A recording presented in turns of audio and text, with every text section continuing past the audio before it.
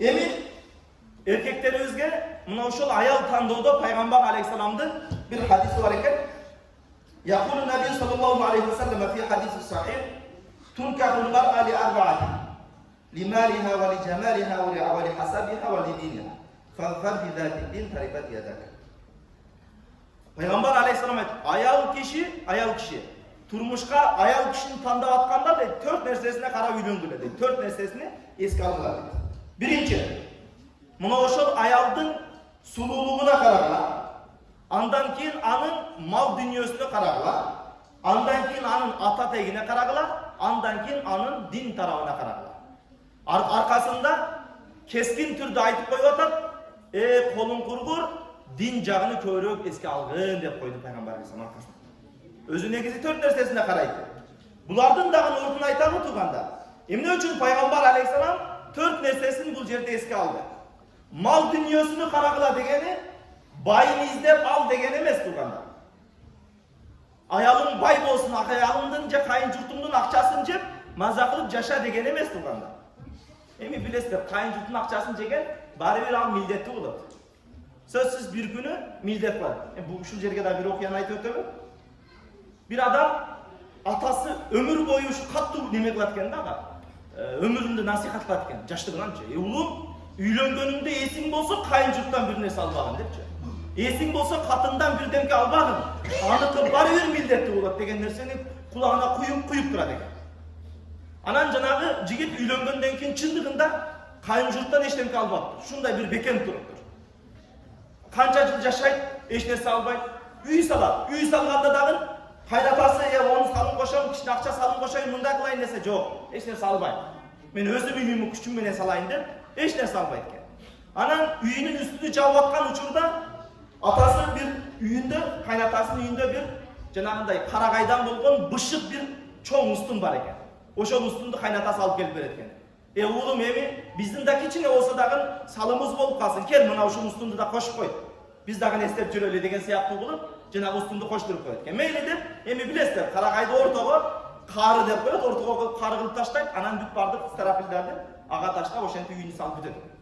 Anan kança jıl yaşayıp ayalı bir de kırım debeyt. Janagı mildet kılbayt. Anan bir gün oturup janagı ayalı üydün tam başını karaytken karasa atası bergen janagı ustun üydün glavni nemesi karısında turat da glavni yerinde turat.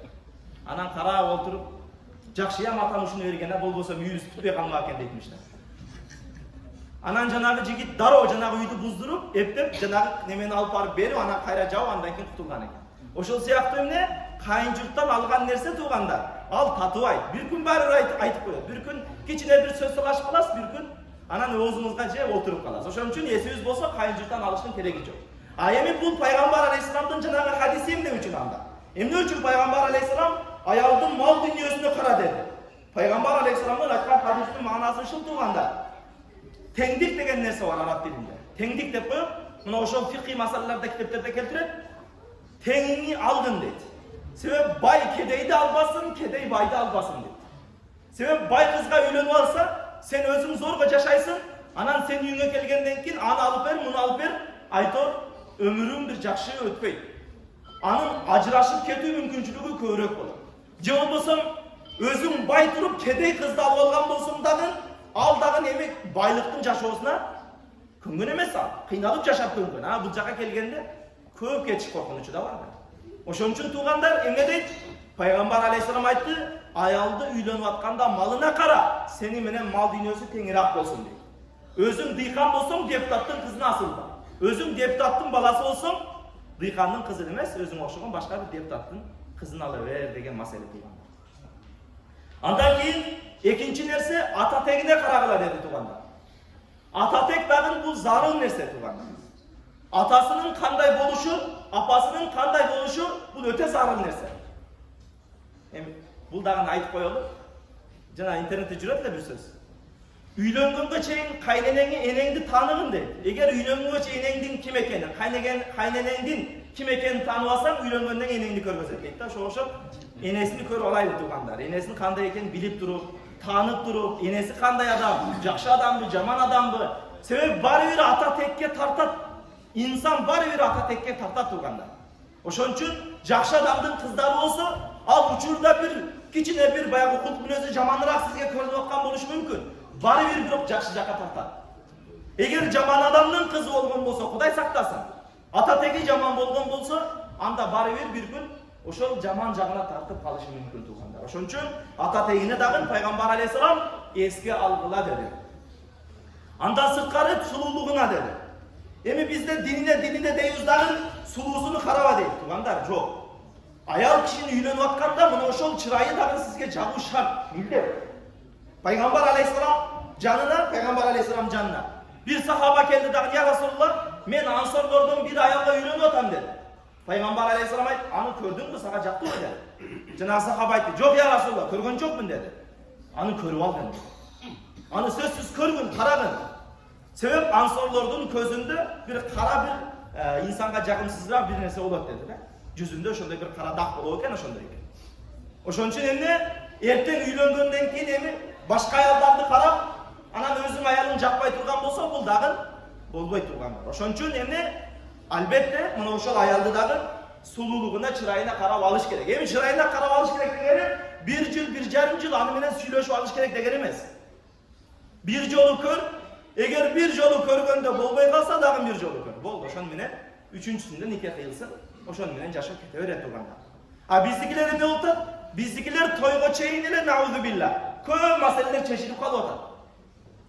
Жакында 2 ай алдым, 2-3 ай алдым Бишкекке бардым.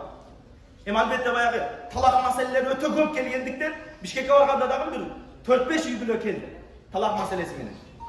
Ошол үй бүлөлөрдүн арасында bir жаш үй бүлө келди. Эми жаш келин кыз келди, эркек менен аял. Анан жанагыларды сурап отурсам, дамла 3 талак айтып койдум. Али тойубуз боло элек, тоюбузга али 1 ай бар дейт. Нике кыйдырып алдык эле дейт. Эмнеге нике кыйдырып алдык? Ошо никеге чейин жатып койдук эле, зына кылып койдук эле. Болуп койгондон кийин биз эмне кылып атабыз туугандар? Кызымды болуп койдум, болду, ошол балага берем деп атабыз. Ошону менен кошо жанагындай съемкасы дейби, башкасы дейби кошо айда берип атабыз, же бир жактан эс алган айда берип атабыз. Ал никеси жок, эмнелер болуп атат анын ортосунда? Ал жагын дагы эске алыш керек туугандар. Ал жагы дагы сөзсүз эске алына турган маселе. Ошон үчүн эмне никесиз эч качан телефон номерин да бербең туугандар. Кызыңыздын телефон номерин дагы никесиз бербең. Bir жолу жолуктуруп көрүсүн, болду, ошону менен жакса жакты, жакпаса жок башкасы.